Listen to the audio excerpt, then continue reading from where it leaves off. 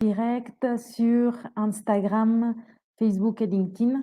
Donc aujourd'hui, pour parler de l'importance du réseau dans un changement professionnel. Donc, dites-moi, avez-vous déjà pensé que votre réseau actuel pourrait être l'une des clés pour réussir une transition professionnelle, mais vous ne savez pas comment exploiter efficacement ce réseau?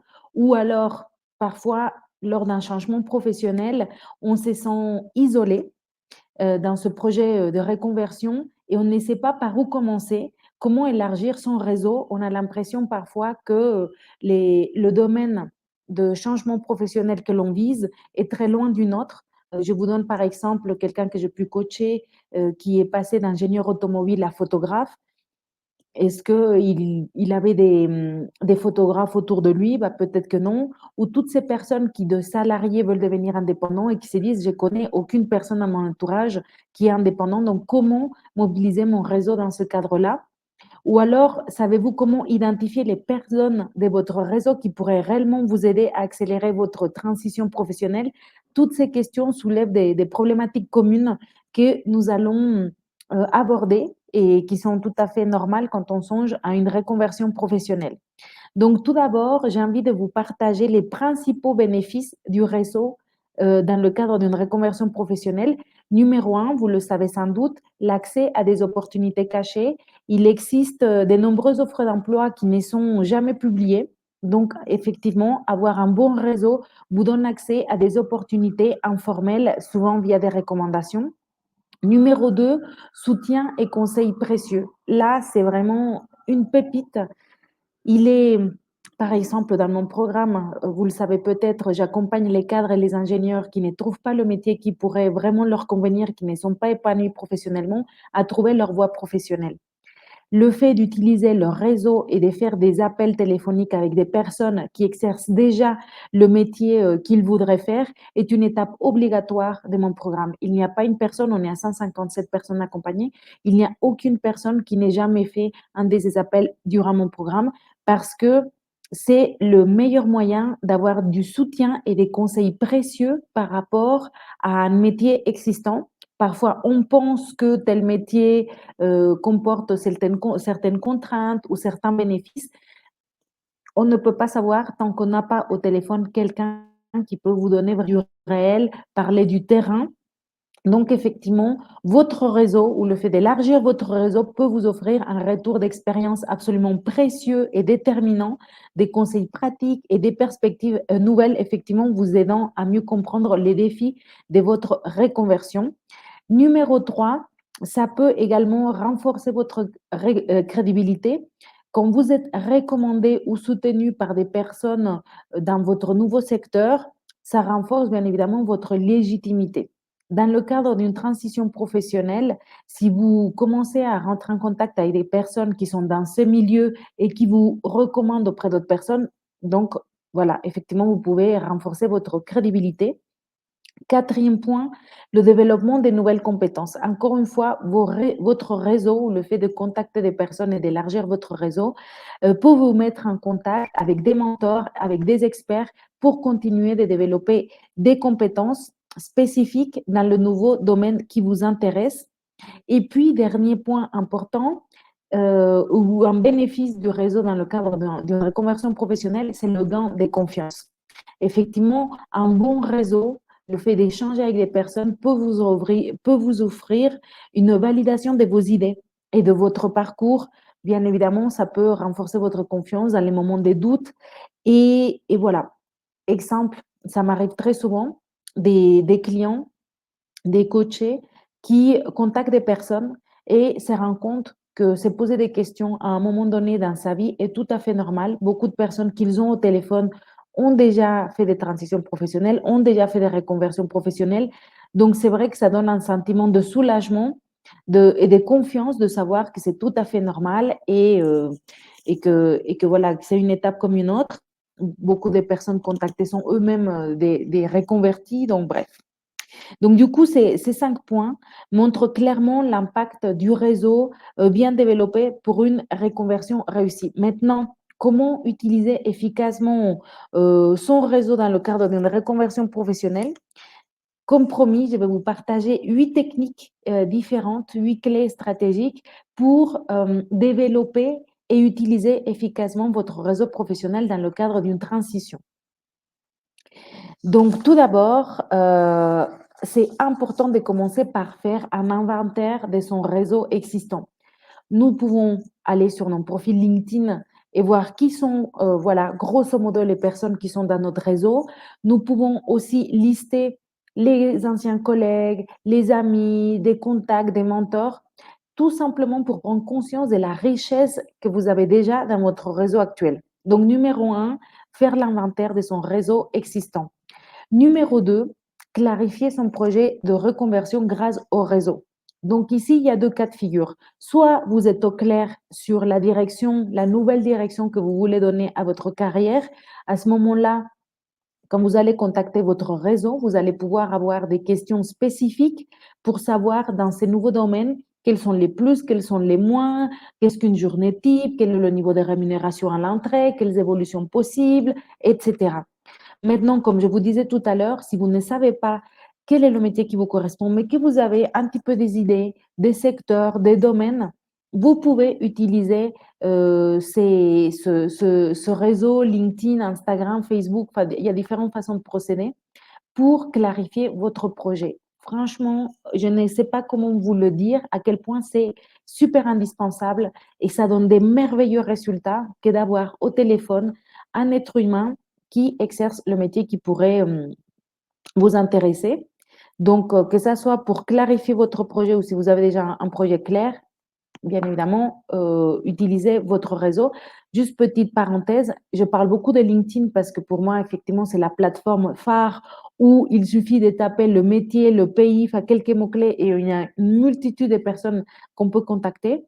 Mais je vous parle, par exemple, de quelqu'un qui est passé d'ingénieur mécanique et qui a ou vient d'ouvrir sa pâtisserie en ligne, ou une autre personne qui a fait son CAP pâtisserie pour une boulangerie. Donc, parfois, les personnes que l'on peut contacter ne sont pas forcément sur LinkedIn ou ce n'est pas le plus pertinent. On peut aller dans une boulangerie, on peut aller dans un restaurant si ce qu'on veut, c'est ouvrir un restaurant. Donc, après, c'est question de bon sens pour se tourner vers les personnes qui collent par rapport à ce qu'on veut faire. Mais LinkedIn, c'est effectivement la plateforme phare. Et, et une autre chose, c'est au niveau de la prise de contact. Je sais que je peux vous dire, prenez contact avec les personnes pour développer votre réseau, mais c'est un frein. Donc, la meilleure façon de procéder, c'est en étant authentique et ouvert. Les personnes qui répondent à votre message, quand vous dites, voilà, je suis Lucero, je songe à changer de métier, votre métier m'intéresse, est-ce que vous pourriez m'accorder 15 minutes? Les personnes qui vous répondent, ce sont des personnes qui qui sont très contents de pouvoir vous partager leur métier, les plus, les moins, etc.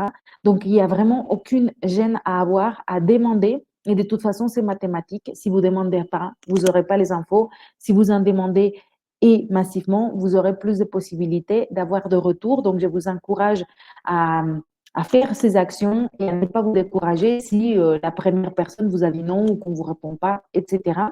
Et dans ces échanges, d'être le plus ouvert possible. Exemple financier, parce que parfois, on sait qu'un changement professionnel est lié à la peur des conséquences financières et c'est un sujet qui peut être tabou. Et on me demande comment aborder le sujet de l'argent avec quelqu'un que je ne connais pas, que j'ai contacté sur LinkedIn pour savoir si je vais pouvoir aspirer à un niveau de rémunération qui me convient. Beaucoup de transparence. Si vous êtes transparent et que vous dites, voilà, exemple, je suis maman solo, mon niveau de dépenses actuel, il est environ de temps, qu'est-ce que vous en pensez? Est-ce que c'est possible? Enfin, au plus vous êtes ouvert et authentique, au plus vous aurez en face quelqu'un qui sera également dans la même longueur d'onde. Il y a un certain mimétisme. Donc, voilà, beaucoup d'authenticité, d'ouverture. Pour la quatrième clé stratégique, c'est comment utiliser LinkedIn efficacement. Pour beaucoup d'entre nous, bah, on n'a jamais mis notre profil à jour depuis X temps. C'est l'occasion de mettre son profil à jour pour que ça soit le plus en adéquation avec la réalité actuelle. C'est intéressant de publier et d'interagir sur des contenus par rapport à ces nouveaux secteurs qui nous intéressent, si on les a déjà identifiés. Et quand on contacte quelqu'un, bien sûr, envoyer des messages personnalisés en expliquant pourquoi on veut rentrer en contact avec la personne. Maintenant, voilà, il n'y a pas besoin de faire une dissertation parce que quand vous contactez quelqu'un de votre réseau, bon, il est de votre réseau, donc vous le connaissez. Si vous êtes ami sur LinkedIn et si vous n'êtes pas ami de la personne sur LinkedIn, vous n'avez pas un champ immense pour prendre contact. C'est l'histoire des 3 lignes. Donc voilà, c'est pas très compliqué. Maintenant, un 5e point pour développer votre réseau, c'est de ne pas forcément, enfin, c'est de rejoindre des groupes et des associations professionnelles, participer à des événements de réseautage. Récemment, il y a eu un salon sur la reconversion professionnelle à Paris. Il y a des groupes LinkedIn. Je vous invite, enfin, ou des pages LinkedIn. D'ailleurs, je vous invite sur LinkedIn, il y a la page Reconversion réussie que vous pouvez rejoindre. Et, des masterminds, le pouvoir du réseau, le pouvoir de l'environnement est clé.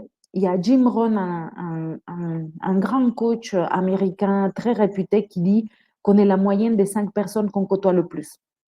Donc, si vous traînez et que vous êtes toujours immergé dans un milieu professionnel qui ne vous plaît pas et où il n'y a pas ces mentors qui vous inspirent et qui vous amènent vers autre chose, c'est plus compliqué de s'en sortir.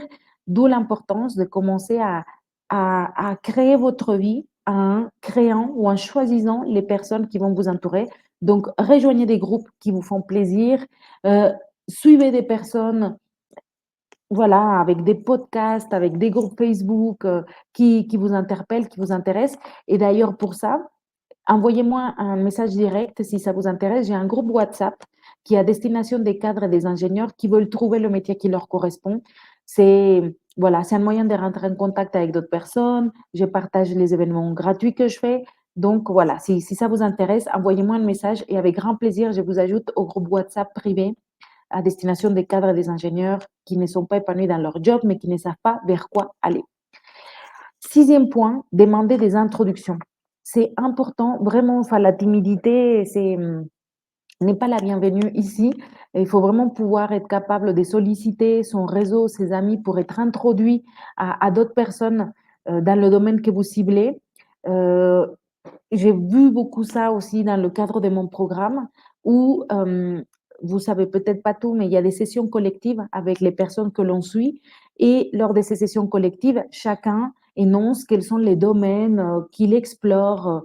Par exemple, en ce moment, j'ai quelqu'un qui veut devenir indépendant, qui est très attiré par la randonnée, par la nature. Donc, bref, chacun dit à peu près vers quel domaine il veut aller et les autres l'aident à l'introduire à des personnes de leur réseau en disant, ah voilà, bah, justement, j'ai quelqu'un qui est dans le domaine de la randonnée, ou moi j'ai quelqu'un qui est secrétaire médical, etc. Donc c'est vrai que c'est pour ça aussi que c'est intéressant parfois de se faire accompagner pour pouvoir avoir accès à ce type d'échanges qui, bien évidemment, font toute la différence. Je vais vous donner l'exemple tout à l'heure de quelqu'un qui était ingénieur automobile et qui est devenu photographe.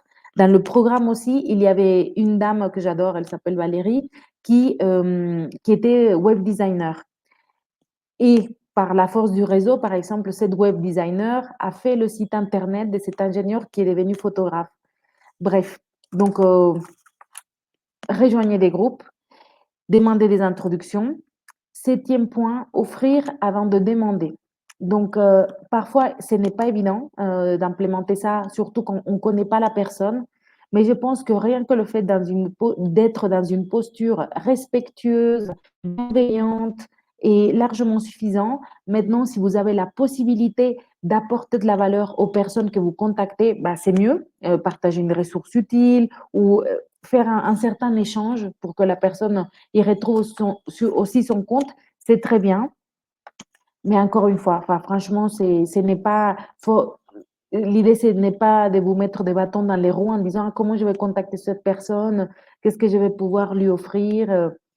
Offrez simplement ce respect et je pense qu'offrir votre transparence par rapport à votre situation, c'est largement suffisant. Mais si vous voulez aller plus loin, pensez à ce que vous pouvez donner avant de recevoir, c'est encore mieux. Et puis, dernier point, effectivement, cette notion d'entretenir son réseau. Donc, c'est tout simplement être authentique. Je pense que c'est une question d'intelligence émotionnelle, d'intelligence interpersonnelle, que de garder de bons liens avec les personnes que l'on côtoie. Donc, ce n'est pas quelque chose de sorcier que d'entretenir son réseau, envoyer des nouvelles, etc. Et bien sûr que aussi, parfois, c'est difficile d'entretenir son réseau quand notre réseau, ça ne nous plaît pas. Enfin, c'est-à-dire que les personnes, enfin, il y a un univers duquel on veut s'extraire. Donc, c'est normal qu'on n'ait pas envie de développer notre réseau dans un domaine, dans un travail, dans un type d'entreprise, avec certains types de collègues, où on n'a qu'une envie, c'est tout l'inverse. Mettre de la distance pour aller vers quelque chose d'autre.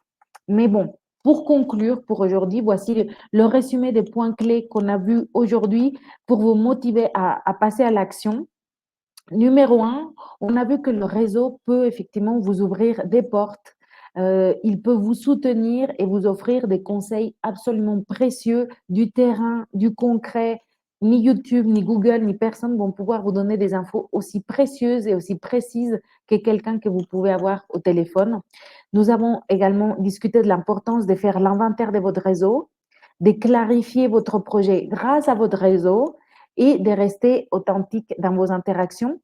Vous pouvez utiliser des plateformes comme LinkedIn, vous pouvez participer à des groupes, vous pouvez utiliser d'autres plateformes comme Instagram, comme Facebook ou la vraie vie, aller à la boulangerie, au restaurant, etc., si c'est des projets qui vous intéressent. Et bien évidemment, pensez à offrir de la valeur avant de demander si possible.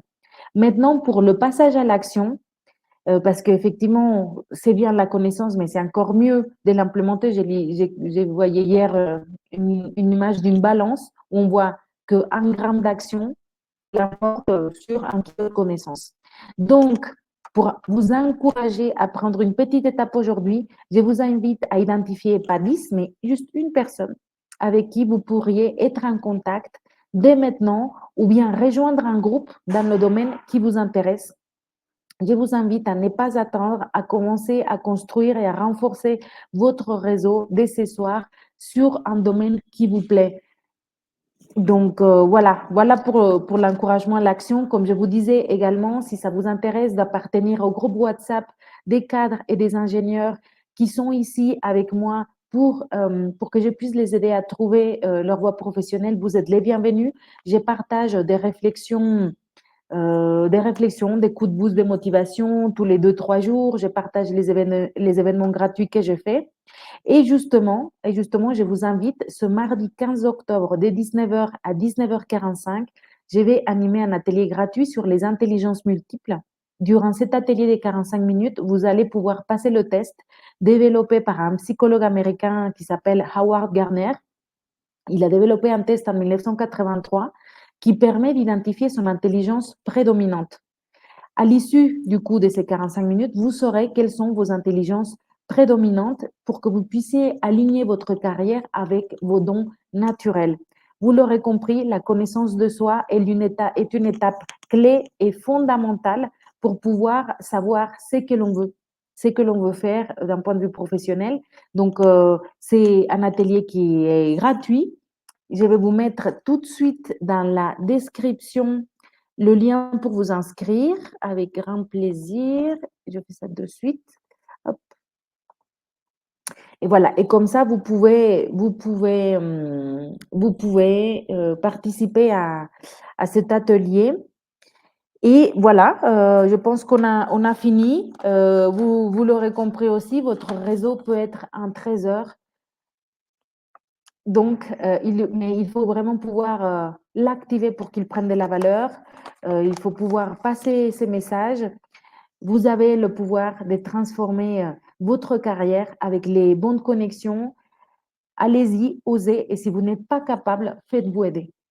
Beaucoup de personnes qui ont fait mon programme m'ont dit à la fin du programme, par exemple, ces échanges avec des professionnels ont été déterminants dans ma réussite et dans la clarification de mon projet, mais j'aurais jamais osé contacter ces personnes sans faire le programme.